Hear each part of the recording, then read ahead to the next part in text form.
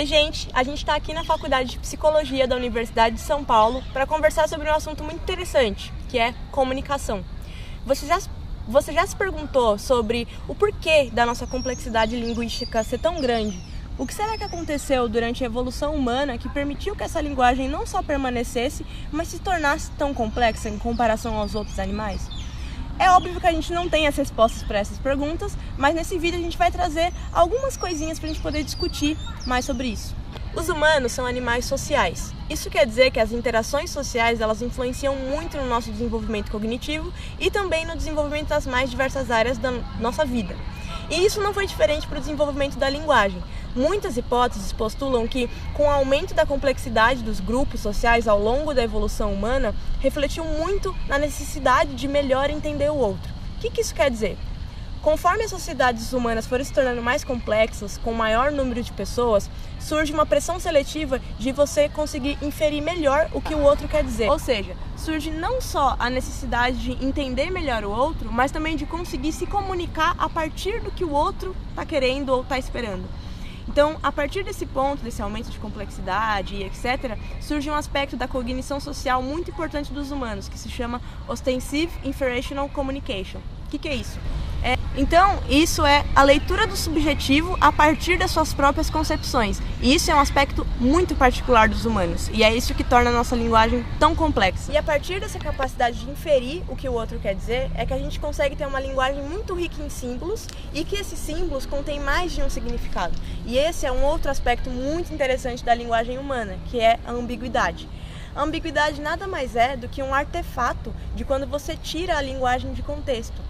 Só que dentro do mesmo contexto, a ambiguidade se torna uma reutilização de um mesmo símbolo. Porque vocês devem saber, em grupos de amigos, às vezes uma palavra que quando você fala com a sua mãe não tem um significado, quando você está com o seu amigo tem um outro significado. Então isso é muito importante, porque você consegue entender o que o outro quer dizer e a comunicação ela ganha um significado completamente novo. Você agora deve estar se perguntando, mas então não existe comunicação em outros animais? Bom, se a gente falar que os outros animais não possuem sistemas complexos de comunicação, a gente vai estar mentindo, porque todos os animais que se organizam em grandes grupos, eles precisam se comunicar com os outros, só que eles fazem isso de formas diferentes. Talvez os humanos sejam os únicos animais que possuem um sistema tão cheio de símbolos e que os símbolos conseguem ter mais de um significado, justamente por essa capacidade de inferir o comportamento do outro. E esses sistemas de comunicação, eles são bem estudados em primatas não humanos justamente pela sua similaridade com os humanos. E esses são os chimpanzés, bonobos, orangotangos e gorilas. Eles têm, sim, uma riqueza de vocalizações que variam de acordo com o contexto, e isso é uma semelhança com o estilo de comunicação dos humanos. Mas um aspecto interessante é que a região do cérebro que é responsável pela fala chama Broca's Area.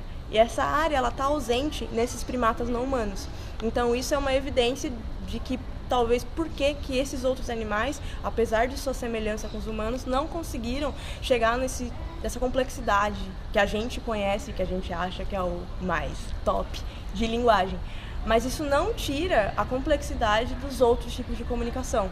Então, será que os humanos conseguem se comunicar com os outros animais? Será que a gente consegue ultrapassar essa barreira da ausência de uns símbolos tão ricos nesses outros animais? É justamente isso que a gente quer discutir nos próximos vídeos. A gente quer ver como é que funciona a comunicação entre outros animais, em humanos e entre essa bagunçada toda. Então fiquem atentos nos nossos próximos vídeos, nas nossas redes sociais, que a gente vai cada vez mais desvendar o comportamento humano.